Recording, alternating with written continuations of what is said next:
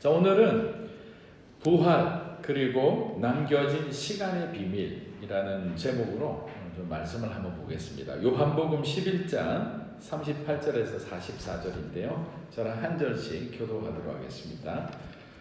이에 예수께서 다시 속으로 비통히 여기시며 무덤에 가시니 무덤이 굴이라 돌로 막았거늘 예수께서 이르시되 돌을 옮겨 놓으라 하시니 그 죽은 자의 누이 마르다가 이르되 주여 죽은 지가 나흘이 되었음에 벌써 냄새가 나나이다. 예수께서 이르시되 내 말이 내가 믿으면 하나님의 영광을 보리라 하지 아니하였느냐 하시니 예수께서 눈을 우러러보시고 이르시되 아버지여 내 말을 들으신 것을 감사하나이다. 항상 내 말을 들으시는 줄 내가 알았나이다. 그러나 이 말씀 하옵는 것은 둘러선 무리를 위함이니 곧 아버지께서 나를 보내신 것을 그들로 믿게 하려 함이니이다. 이 말씀을 하시고 큰 소리로 나사로야 나오라. 다 함께 죽은 자가 수건에 사였다. 예수께서 이르시되 풀어놓아 다니게 하라 하시니라. 자, 지난주에 요한복음 7가지 표적에 대해서 말씀을 나누었습니다. 요한복음은 크게 두 가지 주제로 보면 표적의 책, 영광의 책 이렇게 나누거든요. 1장에서 11장까지는 예수님이 의도적으로 우리에게 주시고자 하는 메시지를 표적의 형태로 드러나게 하신 것을 소개해놨어요. 그리고 12장부터 21장까지는 아버지 하나님, 그 독생자 예수 그리스도가 영광을 받아가는 과정이에요. 근데 영광의 과정 가운데는 너무나 힘들고 어려운 그 십자가의 고난의 과정을 넘어가게 돼 있어요. 그리고 난 뒤에 20장에 예수님의 부활의 장면이 나옵니다. 11장은 나사로의 부활, 그리고 20장은 예수님의 부활. 나사로의 부활은 예수님의 부활의 예고편에 해당되는 거예요. 그런데 사도 요한이 의도적으로 그냥 부활만 뜬금없이 표적으로 죽은 자가 살아났다 이렇게 하지는 않았어요. 우리가 요한복음 9장을 찬찬히 보면 9장은 무엇에 대해 말씀하고 있냐면 참빛 대신 예수님, 세상의 빛으로 오신 분. 요한복음 1장을 읽으면 참빛 대신 그분이 이 땅에 오셨는데 어둠이 깨닫지 못하더라 했잖아요. 세상 사람들은 빛 대신 예수 그리스도를 오셨음에도 불구하고 여전히 세상 가운데 우리가 빠져 살아갈 때는 보여주셨는데도 보이지를 볼 수가 없습니다. 깨달을 수가 없는 거예요. 그게 영적인 하나의 비밀이에요. 모든 사람들이 다 알 수 있다면 얼마나 좋겠어요. 그러나 하나님께 마음을 열고 순종하는 자들에게는 하나님께서 길을 보여주시는 것. 그렇지 않으면 아무리 봐도 몰라요. 그러니까 여러분들이 전도할 때 항상 우리 마음에 절망을 하는 게 뭐냐면 설명을 해도 그 사람들 받아들이지를 않아요. 그렇게 똑똑한 사람인데 조금만 보면 아는데 우리가 사도 바울 역시도 보았잖아요. 유대교의 누구보다도 또 율법에 대해서 아주 박식한 사람이었는데 메시아를 알아보지를 못해요. 지식이 그를 가린 거예요. 그의 상처와 그의 어떤 학문과 그리고 그의 어떤 삶의 배경이 다 가려워진 거예요. 하나님은 빛 대신 부분에 대한 것을 보여주면서 영적으로 어두운 자를 깨우쳐 주리라고 말씀을 주신 다음에 10장에서 뭔 얘기를 하시느냐? 생명에 대한 얘기를 해요. 영원한 생명에 대해서. 빛을 통해서 우리가 가야 될 길, 우리가 어둠 가운데 있다는 것, 우리가 죄인됨을 분명히 보여주시고 난 뒤에 그 다음에 그러면 어떻게 우리가 구원받을 수 있는지, 어떻게 우리가 영원한 생명을 얻을 수 있는지. 정답은 누굽니까? 예수 안에 거하라. 예수를 믿으라는 거잖아요. 그리고 난 뒤에 나사로의 부활을 마지막 7번째 표적을 우리에게 주시는 거예요. 근데 왜 이 표적이 중요하냐면 예수님이 나사로를 그냥 살리시는 것은 그냥 하나의 어떤 여러 가지 기적 중에 하나로 보는 것이 아니라 여기에는 굉장히 영적인 의미가 있는 거예요. 자, 우리가 아담과 하와가 범죄함을 통해서 우리에게 어떤 저주가 임했죠? 죽음이 왔잖아요. 육체적인 죽음이었어요. 그렇기 때문에 아담의 후손인 우리들 또 앞으로 우리 자녀들은 주님 오실 날까지 하나님의 허락한 시간을 살다가 결국에는 죽음의 저주 가운데 우리가 지배받을 수밖에 없는 거예요. 예수님은 그걸 아신 거죠. 빛과 생명에 대한 얘기를 하고 난 뒤에 죽은 자를 살리신 거예요. 그 말은 나는 죽음의 권세를 깨뜨릴 수 있는 능력을 가진 하나님이다라는 걸 보여주는 거예요. 예수님이 나사로를 살리심을 통해서 무엇을 전해주시느냐면 죄 가운데 있는 가운데서 죽어간 모든 사람들에게 부활에 대한 소망을 주신 거예요. 다시 우리가 회복할 수 있는 가능성을 열어주신 거예요. 그것을 명확하게 영적으로 보여주신 거예요. 우리가 그걸 깨닫게 되면 이게 그냥 이루어진 사건이 아니고 우리가 믿는 하나님이란 분이 어떤 분이라는 것을 우리가 명확하게 알게 되는 거죠. 사실 죽음이라는 것은 아마 여러 가지로 가정 가운데 거쳐간 분들도 있을 거예요. 저도 일본에 있을 때 저희 아버님이 소천하셨어요. 보통 밤에 늦게나 새벽에 이렇게 전화가 오잖아요. 그러면 항상 불안해요. 근데 중간에 계속 열심히 이렇게 사역하다 저녁에 왔는데 12시가 넘어서 잠들었는데 아마 제가 잠들자마자 이렇게 전화벨 소리가 울리는 거예요. 그러고 난 뒤에 이렇게 일어나서 이렇게 전화를 보니까 한국에서 온 전화인데 동생 전화인 거예요. 근데 아버지가 계속 아프셨거든요. 그래서 아내를 깨웠어요. 그리고 잠시 기도하자고. 아무래도 하나님께서 아버지를 가셨을 것 같아. 그래서 우리 먼저 기도하자. 그래서 기도했어요. 기도하고 제가 전화를 했어요. 했더니 동생이 얘기를 하더라고요. 방금 전에 아버지 소천하셨다. 근데 만약에 기도 안 했으면 굉장히 마음이 혼란스러웠을 거예요. 장남인 제가 아버지 임종도 못 보고 하나님 사역한다고 와서 떨어진 곳에서 제대로 간호도 못 해드리고 그러면 얼마나 힘들었을까요? 그런데 기도하는데 아내랑 손을 잡고 기도하는데 하나님께서 위로해 주시고 또 어떤 마음을 주셨냐면 이제 더 이상 아프고 고통 없는 곳으로 내가 데려갔다라고 너무너무 큰 위로를 오히려 주시는 거예요.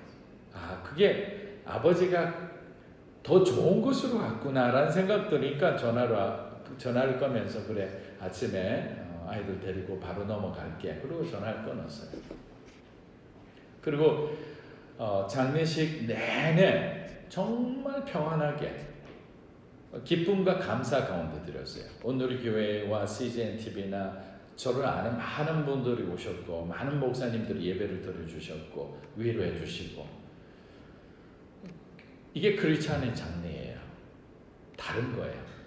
죽음은 우리가 사랑하는 사람을 빼앗아가는 거예요. 그냥 분리되는 거예요. 근데 세상에는 너무나 슬픈 거예요.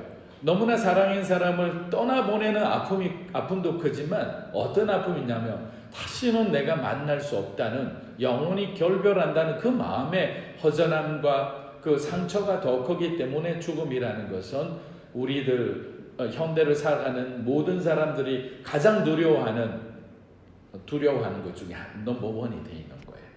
그럼 저와 여러분은 어땠나요? 죽음의 권세를 깨뜨리고 믿는 자에게 영원한 생명을 주신 그분이 우리를 부활시켜 주시잖아요. 그분 재림할 때 신령한 몸으로 육체도 부활하고 영도 다시 살아나서 영원한 생명이 있는 하나님 나라 가서 사는 사람들이잖아요. 그럼 우리가 어떻게 해야 되나요? 우리만 살아서는 되겠습니까? 아니잖아요. 그러게 우리가 하나의 영적인 비밀을 깨달을 때마다 무슨 생각을 하느냐면 하나님이 우리를 통해 일하시고자 하는 하나님의 관심을 갖고 있는 부분을 보게 되는 거예요. 그는 영혼 구원인 거죠. 하나님 나라가 확장되는 거죠.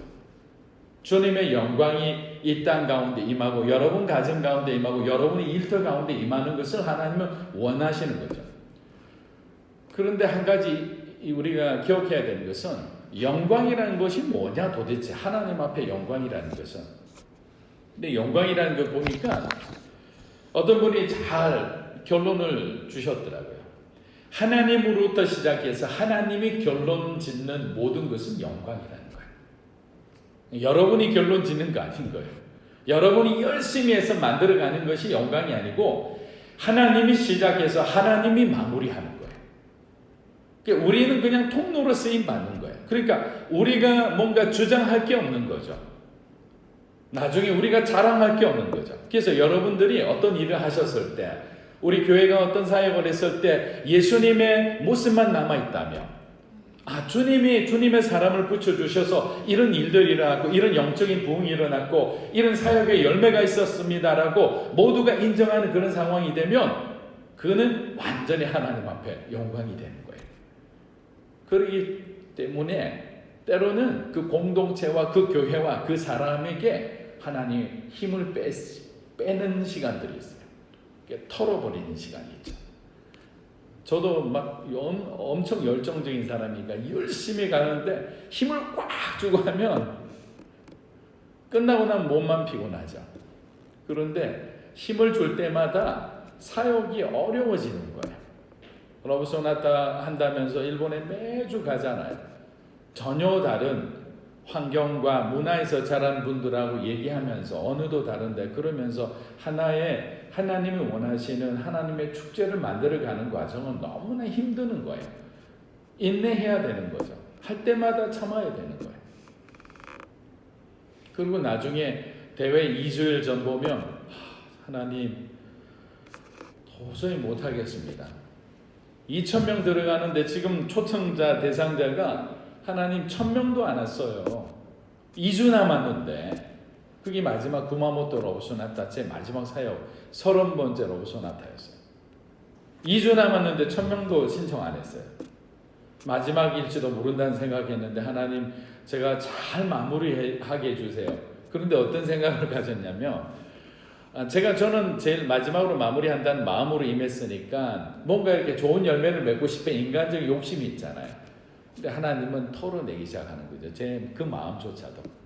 왜 너는 네가 마무리한다고 생각하고 네 마지막 마무리를 내가 근사에게 반드시 그래 만들어줘야 돼? 라는 생각을 하는 거예요.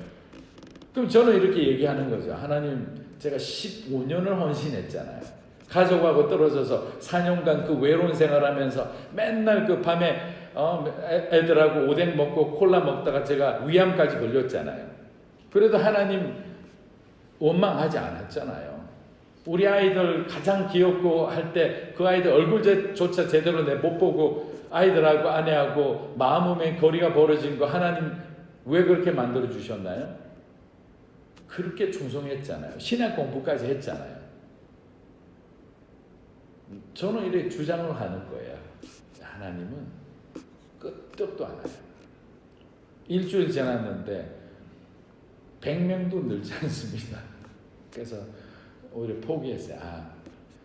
숫자에 연연히 하지 말고 보내주신 사람이 은혜 받는 대회가 되게 하자라고 기도하고 했는데 그러고 나 이제 뚜껑을 딱 열고 당일이 됐는데 2,000명이 꽉 차고 그 대회 자체도 너무나 은혜롭게 마무리되는 거예요. 그래서 이구동성으로 일본에 있는 실행위원회 목사님들과 봉사자들과 한국에서 온 스태프들이 말하는 것은 한마디 하는 거예요. 하나님이 하셨습니다. 주님이 하셨습니다. 그 말을 듣는데 막 울컥울컥 되는 거예요. 저와 여러분이 하나님 앞에 예배드리고 영광 돌린다고 영광을 위해서 부르짖고 하잖아요. 그러면 하나님 앞에 하나님 나라에 어떤 영향이 있을까요? No, 없다는 거죠. 우리가 영광 돌린다 해서 하나님은 하나도 변함이 없어요. 하나님의 영적인 그 영광의 그 무게 안에 우리가 뭐 벽돌 하나도 올릴 수 있다. 아니죠. 주님이 변하는 게 아니라 여러분과 제가 변하는 거죠.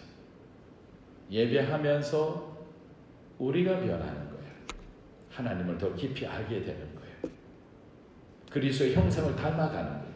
그래서 예배자가 되게 하라고, 그래서 영광을 위해 살아가라는 거죠. 주님이 우리로 인해서 기뻐하시면서 뭔가 하나님 나라에 뭔가 일이 일어난다고 생각하면 결국에는 저와 여러분이 나의 공로로 찾아가는 우리 안에 있는 죄성이 있어서 교만해지고 오만해지고 죄인의 자리에 서기 쉬운 거예요.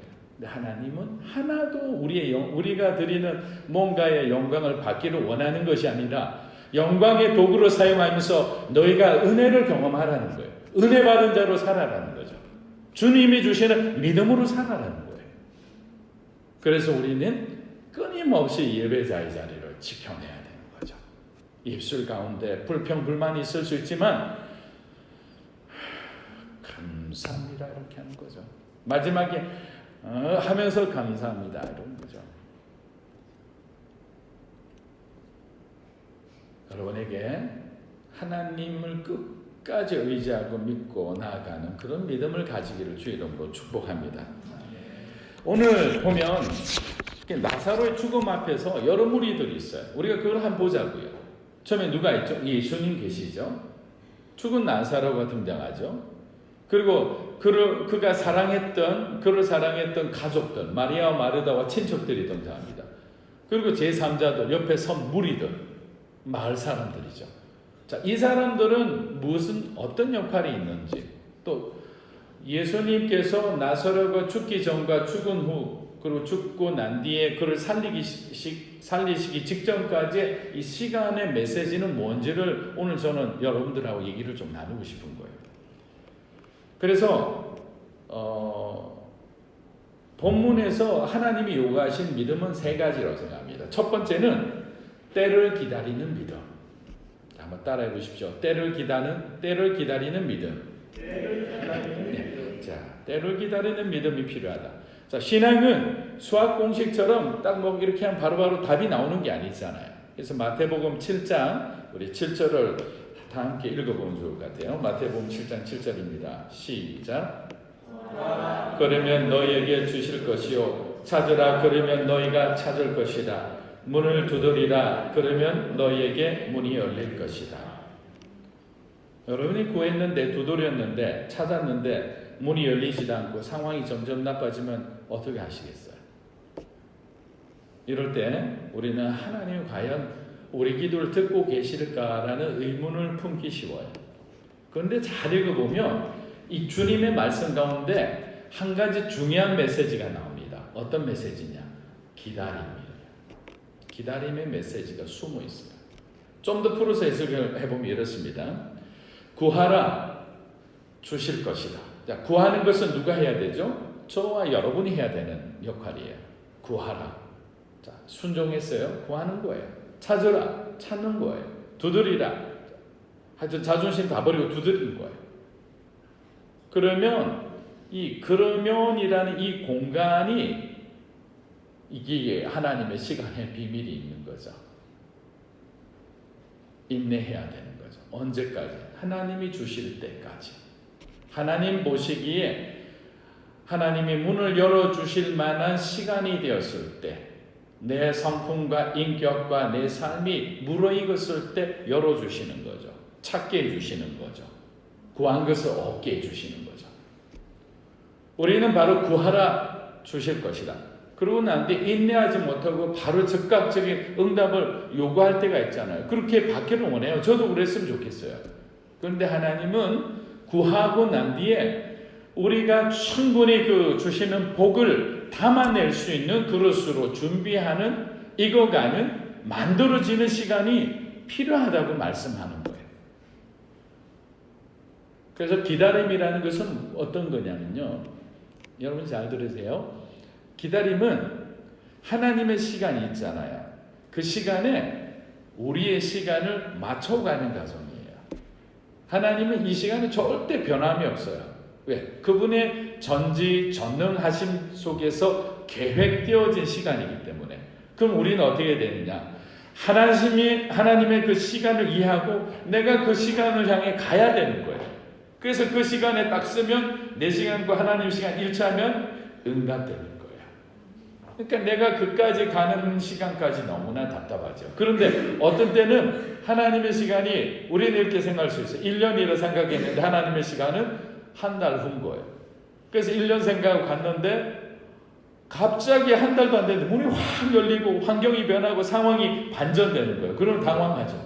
이거 하나님 어떻게 된 겁니까? 어떻게 되겠냐? 그 시간이 하나님 시간이 오가 그렇게 열어주신 거죠. 그럼 인내는 뭐냐? 인내는 다시 정의드리. 인내는 나에게 집중되어진, 내 자신에게 집중되어진 영적인 마음을 하나님께 집중하는 시간이에요. 자, 그러면 무슨 말이냐면 저와 여러분이 여러분의 상황과 여러분 자신에게 집중하고 있으면 어떻게 되죠? 인내할 수 있어요? 인내 못하죠. 인내는 무슨 말이냐?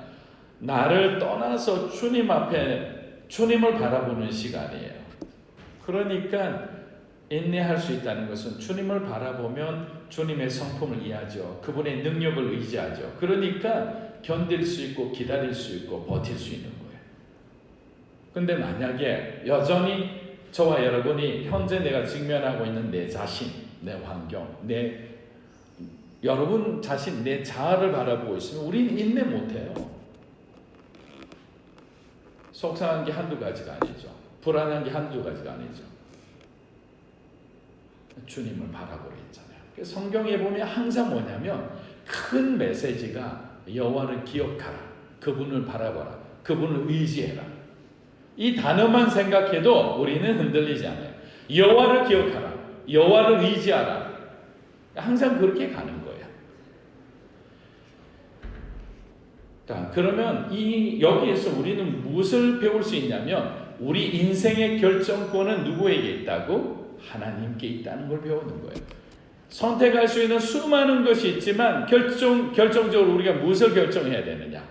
결정의 순간에 누구에게 모든 것을 먼저 드려야 되느냐? 하나님이라는 거예요. 자, 느헤미야서를 보면 때가 되었을 때 그때 인생의 기회의 문을 열어주시는 하나님이 보이는데요. 느헤미야서 1장 3절에서 5절 한번 읽어볼게요. 1장 3절에서 5절입니다. 시작. 내게 이르되 사로잡힘을 면하고 남아있는 자들이 그 집안 거기에서 큰 환난을 당하고 능욕을 받으며 예루살렘 성은 허물어지고 성문들은 불탔다 하는지라. 내가 이 말을 듣고 앉아서 울고 수일 동안 슬퍼하며 하늘의 하나님 앞에 금식하며 기도하여 이르되 하늘의 하나님 여호와 크고 두려우신 하나님이여 주를 사랑하고 주의 계명을 지키는 자에게 언약을 지키시며 긍휼을 베푸시는 주여 간구하나이다. 느헤미야는 고향 유대 땅에 있는 동포들의 어려움을 듣고 그는 눈물로 금식하며 간절히 하나님께 기도합니다. 여러분 잘 알다시피 술관원이라는 것은 당시 고대 근동 지방에서 왕들이 가장 신뢰하는 사람이잖아요. 왜냐하면 왕이 즐겨하는 술을 접대하는 사람, 이렇게 시중드는 사람인데 거기다가 독을 집어넣으면 왕이 그냥 암살당해 죽는 거예요. 여간한 신뢰가 아니면 그 자리에 둘 수가 없는 사람이에요. 비서실장 같은 그런 역할을 하는 사람이에요. 그러니까 느헤미야는 잘 나가는 사람이에요. 굳이 고향 유대 땅까지 안 가도 여기서 부귀영화 누릴 수 있는 사람이에요. 그런데 우리가 여기서 한번 봐야 되는 거죠. 우리 자신을. 그는 그의 느헤미야의 관심은 자기의 부귀영화, 자기 자신에게 있지 않고 하나님을 향해 바라보고 있었던 사람이에요. 하나님이 무엇에 관심을 두고 계시는지, 하나님의 마음이 어디를 향해 있는지. 그래서 자기는 구약에서 배운 대로 그의 신앙은 야훼의 약속에 그의 마음이 꽂혀 있었던 거예요. 그러니까 여기서 누리는 그 좋은 것들이 하나도 부럽지도 않고 하나도 그것이 만족스럽지가 않고 기쁘지가 않은 거예요. 저와 여러분도 있잖아요. 신앙이 성장하죠. 성령 하나님을 인격적으로 경험하죠. 소위 성령 충만하고 인생이 뒤집어지잖아요. 그러면 여러분 여기 올 수 있는 거예요. 어렵고 힘든 교회지만 시작할 때 주님의 교회를 섬길 수 있는 마음이 들고 선교사로 갈 수도 있고요. 정말 시골로 가서 시골에서 전도하면 시골도 전도할 수 있고, 여러분 정말 미워하고 싫어하고 정말 가까이 하기 힘든 사람에게 사랑을 전하라, 겸손히 섬겨라. 가능한 거예요. 왜? 성령께서 우리에게 그렇게 하라 하시니까. 하나님을 사랑하니까. 내가 없어지는 거죠. 저는 수가성 여인 보면 가장 변화된 사람이라 생각해요. 너무나 많은 수치를 갖고 있는데 자기의 수치를 꺾어내잖아요. 그리고 가서 내가 만난 예수님을 전하는 거예요. 정말 성령의 사람이란 거는 자기를 줄고 주님을 드러낼 수 있는 사람이죠. 그러면 어떻게 돼요? 그 섬김과 그 선포 가운데 능력이 나가는 거예요. 성령의 능력이. 저는 요즘 많이 기도하는 게 뭔지 알아요? 하나님, 오늘 드려지는 이 예배의 이 자리, 이 분위기, 이 느낌, 이 숫자를 평생 주님 갈 때까지 기억하게 해주세요. 하여 주십시오. 어느 순간에 하나님이 이 가득 차게 해주신다고 생각해 보세요. 그때도 똑같은 마음으로, 똑같은 열정으로 준비하고 조심 잃지 않고 그렇게 섬기겠냐. 만약에 100명, 200명, 300명, 1000명까지 하나님이 믿음으로 사는 길을 부흥시켜줬다. 그때도 똑같이 오늘 지금 여기 앉아있는 여러분을 향한 사랑의 마음으로 겸허한 마음으로 낮아진 마음으로 그렇게 설교할 수 있을까요? 그렇게 되기를 원하는 거죠. 저와 여러분들도 마찬가지인 거예요. 내 자신을 꺾어내기는 힘듭니다. 그러나 느헤미야는 주님의 약속을 바라보기 때문에 자기가 보이지 않고 누가 보였죠? 하나님이 보인 거예요. 하나님을 볼 수 있는 믿음을 가진 여러분이 되기를 축복합니다. 근데 그렇게 기도하니까 하나님이 응답을 해주시는 거예요. 느헤미야 우리 2장 1절에서 5절 한번 볼게요. 2장 1절에서 5절 시작. 아닥사스다 왕 제20년 니산월에 왕 앞에 포도주가 있기로 내가 그 포도주를 왕에게 드렸는데 이전에는 내가 왕 앞에서 수심이 없었더니 왕이 내게 이르시되 내가 병이 없거늘 어찌하여 얼굴에 수심이 있느냐 이는 필연 내 마음에 근심이 있음이로다 하더라. 그때에 내가 크게 두려워하여 왕께 대답하되 왕은 만세수를 하옵소서. 내 조상들의 묘실이 있는 성읍이 이제까지 황폐하고 성문이 불탔사오니 내가 어찌 얼굴에 수심이 없사오리까 하니 왕이 내게 이르시되 그러면 내가 무엇을 원하느냐 하시기로 내가 곧 하늘의 하나님께 묵도하고 왕에게 아뢰되 왕이 만일 좋게 여기시고 종이 왕의 목전에서 은혜를 얻어싸우면 나를 유대 땅 나의 조상들의 묘실이 있는 성읍에 보내어 그 성을 건축하게. 자, 기슬로월의 기도를 하기 시작했다. 기슬로월은 11월, 12월을 기슬로월이라고 해요. 그런데 응답은 언제 됐다고요? 니산월에 됐잖아요. 니산월은 3월, 4월이에요. 그러면 11월에 기도하고 4월에 기도 응답을 만약에 제대로 받았다면 그는 6개월 동안 하나님 앞에 금식하며, 물론 뭐 매일 금식은 아니었겠죠. 금식하면서 기도하면서 그 유대 땅을 향해서 하나님 앞에 계속 기도를 쌓아간 거죠. 그러던 어느 날 6개월이 딱 찼을 때 하나님께서 아닥사스다 왕의 마음과 만날 수 있는 환경을 이렇게 조성해 주신 거예요. 여러분 기도하면요 하나님이 예상치 못한 그런 만남을 만들어 주시는 거예요. 하나님 풀어 주시는 거예요. 어떻게 이런 사람을 만났을까? 내가 필요한 것을 어떻게 알고 하나님께서 그 사람으로부터 은혜를 이렇게 하셨을까라고 하는 그런 축복의 만남이 있는 거예요. 그래서 여러분 견디세요. 응답될 때까지 그 자리에 있는 거예요. 응답될 때까지 기도하는 거예요. 그 과정은 수많은 흔들림이 있어요. 불안함이 있어요. 그냥 포기하고 싶을 때도 있어요. 그거 없으면 저와 여러분은 뭐 하나님이죠. 아니잖아요. 그런 마음을 갖고 싸워나가는 거예요. 제가 제일 얘기하면서 은혜 받는, 늘 할 때마다 은혜 받는 표현이 뭐냐면요. 십자가는 쓰러지며 지고 가는 것이다 라는 표현이에요. 왜냐하면 가만히 영화를 봐도 그렇고 십자가를 딱 지면 예수님 여러 번 쓰러지셨잖아요. 때로는 구레네 시몬이 대신 져주기도 했잖아요. 그런데 십자가 우리 호중이 문천이 젊잖아. 버뜩 들고 이렇게 가는 사람이 있어? 절대로 안 돼요. 저도 한번 그래 봤어요. 힘이 있으니까, 열정이 있으니까. 주님 이 정도, 저한테 십자가 아니에요. 은혜 받았는데 이 정도 헌신, 새벽마다 밤 끝까지, 그냥 얼마든지 할 수 있어요. 더 많이 주세요. 그렇게 살아왔는데 나중에 상태가 안 좋아지는 거죠. 들고 갈 수 없어요. 들다 보니까 무거워서 바닥을 길고 그냥 십자가를 내동댕이 치고 싶고 막 십자가가 꿈에도 막 쫓아오고 이리 가고 이리 가고 우리 꼬리 들린 것처럼 너무 힘드는 거죠. 근데 쓰러지며 가는 것이 십자가구나라는 걸 깨닫는 순간에 어떤 마음이 드는지 아세요? 이게 내 삶이 그냥 받아들여지는 거죠. 내가 실수할 수 있구나. 내가 실패할 수 있구나. 내가 좌절할 수 있구나. 내가 이리 무기력할 수 있구나. 하나님 앞에 나는 아무것도 아닌 존재가 될 수도 있구나. 이렇게 못난 인간이구나. 이게 다 받아들여지고 인정되지는 거죠. 얼마나 큰 은혜입니까? 쓰러지는 십자가 지고 가는 죄인인데, 죄인 아닌 주님도 그렇게 졌는데 우리 같은 죄인이 얼마나 쓰러지겠어요? 얼마나 포기하고 싶을까요? 그러니까 말씀을 읽으면 위로가 되는 거예요. 힘이 생기는 거죠. 넘어진 자리에서 하나님을 발견하게 되는 거예요. 살아계신 하나님을. 가장 약한 자리에서. 바울이 그렇게 고백했잖아요.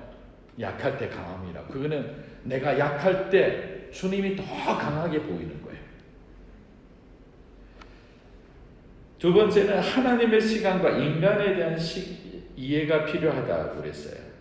자, 이 말은 뭐냐면 앞서 말씀드린 것 비슷해요. 마리아와 마르다는 예수님의 시간표를 알지 못했어요. 하나님의 시간표는 뭐냐? 나사로가 죽어야 되는 거예요. 왜? 하나님의 영광을 위한 그 시간이었거든요. 그런데 마르다와 마리아는 어떻게 했냐면 예수님이 너무나 사랑했던 가족들이었어요. 베다니는 예루살렘에서 2km밖에 안 떨어졌어요. 그럼 여기서 어디냐면 강남역도 안 돼요. 그러니까 예루살렘 갈 때마다 예수님은 늘 베다니 들렀어요. 여기 엘로이벳 들러서 여기서 주무시고 가신 거와 똑같은 거예요. 그래서 가족들하고 식사도 하고 또 나사로와 마리아와 마르다와 얘기하면서 두런두런 지방에서 내가 갈릴리 지방 갔다 왔는데 정말 많은 사람들이 쫓아와서 이런 기적이 있었다. 그라사 지방에 갔더니 미치광이를 만났는데 그 사람이 영혼에 귀신들이 들어갔는데 내가 쫓아내니까 돼지들에게 들어가서 수천 마리 돼지가 물에 빠졌다. 막 그런 얘기를 막 예수님도 해주는 거잖아요. 그럼 너무 흥분하듯이 들을 거 아니에요. 그렇게 가까웠어요. 그러면 어떻게 되느냐? 너무나 친밀하고 가까운 사람이니까 이 사람들은 어떻게 생각했냐면 주님의 시간을 당기고 싶은 거죠. 왜? 죽기 전에 예수님이 오셨으면. 우리 그런 마음 같잖아요. 누구랑 친하면 그냥 그 친한 사람한테 그 친밀함을 통해서 뭔가 내가 원하는 걸 갖기를 원할 때가 있어요. 그런데 하나님은, 예수님은 그렇게 흔들리지 않아요. 저와 여러분들도 내가 조바심이 나더라도 하나님의 시간이라 생각하면 부정적인 결과가 나더라도 그 시간을 통과해내야 되는 거예요. 왜? 그것이 하나님의 뜻이기 때문이에요. 자, 나사로가 죽었기 때문에 다시 살아났고 다시 살아났기 때문에 베다니를 비롯한 예루살렘까지 그 소문이 퍼져서 하나님의 아들 예수 그리스도라는 그 엄청난 메시지가 그 예루살렘 성 안에 다 퍼지게 된 거예요. 그러나 죽음 자체로만 보면 우리는 부정적인 거죠. 너무나 슬픈 결과죠. 낙심하고 절망할 수밖에 없잖아요. 그러니까 하나님의 시간표를 따라가는 사람들은 순종의 사람이고 믿음의 사람이라 생각합니다. 마지막 세 번째는 하나님의 일과 우리가 해야 할 일, 나사로가 해야 할 일이 있는 거예요. 자, 예수님이 해야 될 일은 뭐죠? 딱 한 가지입니다. 하나님의 시간표대로 나사로를 살리기만 하면 되는 거예요. 근데 우리가 하나님 일을 하려고 막 나사로 살리려고 해보세요. 막 가서 심폐 막 이렇게 하고 막 온갖 방법을 다 해요. 살아나요? 아니죠. 때로는 우리가 앞서 말씀드린 것처럼 하나님의 일을 막 하려고 할 때가 있어요. 욕심이 과하면, 열정이 막 불타오르면. 그거는 안 된다는 것이에요. 절대로 할 수가 없습니다. 그러면 가족들과 무리들이 해야 되는 일은 뭐냐? 이제 우리가 적용이 되는 거예요. 우리들의 역할은 나사로를 돕는 것이에요. 그가 자유케 될 수 있도록, 그가 어려움으로부터 탈출할 수 있도록. 우리도 그렇잖아요. 누군가가 교인들이 어려운데 먼 곳에서 바라보기만 하고 그냥 의미 없는 기도만 확확 던지는 사람들이 있잖아요. 그 의미가 없어요. 자, 나사로 상황이 어떻게 되나요? 예수님이 나오라니까 일단은 나왔는데 그것도 어떻게 나온지 몰라요. 여러분 만약에 여러분이 그 어떤 연극의 연출자면 나사로가 나오는 상황을 어떻게 할래요? 자, 누워 있다가 얼굴은 이렇게 수건으로 이렇게 감겨 있고 몸은 배우수로 딱 감겨 있는데 이거를 일어나는 것도 거의 뭐 체조 선수고 거의 묘기 아니에요? 그러고 나올 때는 어떻게 나와야 될 거냐? 콩콩콩콩 나오든지. 그래가지고 나오는 과정도 굉장히 어쨌든 나왔어요. 동굴 밖으로. 그때 예수님이 뭐라고 했냐면 두 가지 명령을 했죠. 처음에 돌을 굴려라고 그랬죠. 여러분들의 그 무거움들, 그 사람이 나오지 못하는 인생의 무거움들을 힘을 앞에서 밀어줘야 되는 거예요. 그 문이 열려지면 그 다음에는 뭐냐? 풀어놓아 다니게 하라. 풀어주러 가야 되는 거죠. 상처에 이 막에 아픔, 과거의 나쁜 기억들, 분노들, 그걸 다 우리가 함께 믿음의 사람들이, 성도들이, 영적인 가족들이 이렇게 뜯어내줘야 되는 거죠. 이게 다 풀리니까 어떻게 돼요? 그래서 자유케 되는 거죠. 같이 아는 거죠. 그러면 나사로가 해야 될 건 뭐냐? 두 가지예요, 두 가지. 나사로는 일단은 들어야 돼요. 자, 언제 들었냐? 나사로 언제 들었죠? 누워있을 때 들은 거죠. 나사로야. 사랑하는 여러분, 우리는 하나님의 음성을 들을 수 있는 상태가 돼 있어야 되는 거예요. 언제든지 예배사는 들을 수 있어요. 아브라함은 들었습니다. 사무엘도 들었어요. 다윗도 들었습니다. 근데 왜 우리는 못 들어요? 들을 수 있는 거예요. 하나님께 집중해서 그 음성을 들으면 그 다음에 하나님이 무엇을 해야 될지를 가르쳐 주세요. 두 번째는 뭐냐? 동굴 속으로, 동굴 밖으로 나오셔야 됩니다. 좌우에 있는 분에게 한 번 더 귀찮게 하겠습니다. 동굴 밖으로 나오십시오. 동굴 밖으로 나오십시오. 여러분 동굴 좋아하는 사람 많아요. 뭐 상태 조금 안 좋으면 거의 뭐 저기 경북 울진의 석유 동굴 뭐 이런 것처럼 엄청난 동굴 파고 들어가 어디 있는지도 몰라요. 동굴 파면 안 됩니다. 동굴 막 들어가서 나올 생각도 안 하고 누구야 그러면 되는데 그냥 메아리만 얼마나 파고 들어갔는지 굴파기 아주 하여튼 선수들이 많아요. 근데 동굴 속에 들어가서는 안 되고 예수님이 나사로야 부르고 일어나 나오라 할 때 여러분들이 순종해야 돼요. 어떤 사람들은요 다 도와주려고 다 기다리고 있는데 절대로 안 나오고 그 안에서 그냥 가만히 버티는 사람이 있어요. 아 이렇게 살릴 거 왜 죽였어? 이런 거잖아요. 막 억울해하는 거죠. 상황에 대해서. 그러면 역사는 일어나지 않아요. 나오셔야 됩니다.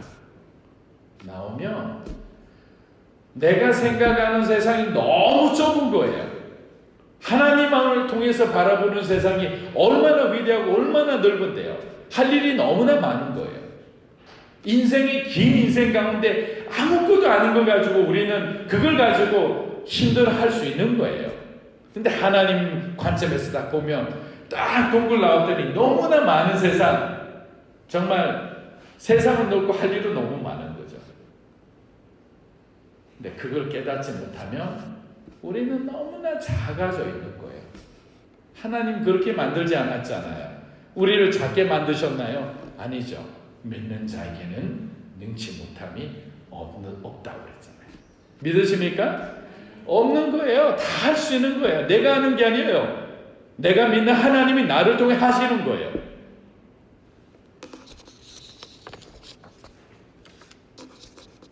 어떤 상황에서도 여러분의 눈과 귀는 주님을 향해 있어야 되는 거예요. 여러분이 동굴 속에 나오면 제가 분명히 말씀드립니다. 저는 압니다. 하나님께서 사람을 붙여주세요. 필요한 사람은, 그 문제를 해결할 사람은. 나왔더니 어떻게 돼요? 사람들이 우르르 다가와서 막 뜯어주고 막 괜찮냐고 얘기해주고 위로해주고 잠시 서 있어봐라. 그리고 막 서로가 붕대를 막 뜯어가지고 어느 순간에 그냥 다 뜯어져가지고 정상이 되는 거야. 그리고 데리고 가는 거야. 맛있는 거 만들어 먹여주는 거야. 얼마나 동굴에서 힘들었냐. 우리가 너 죽는 줄 알았다고. 주님이 살려주셨다고. 잘 견뎠다고. 수고했다고. 이제는 남은 인생 우리 주님 위에 하나님 위에 살자고. 더 큰 하나님 나라에 바라보며 지금까지하고 다른 헌신하고 살자고. 다른 믿음 가지고 살자고. 그렇게 고백할 수 있는 거예요. 그러면 여러분 가족도 변하고요. 공동체도 변하고 여러분 인생이 변하는 거예요. 그 좋으신 하나님, 우리를 기억하신 하나님을 피난처로 삼고 방패로 삼고 끝까지 믿음으로 승리하는 저와 여러분 되시기를 주님의 이름으로 축복합니다.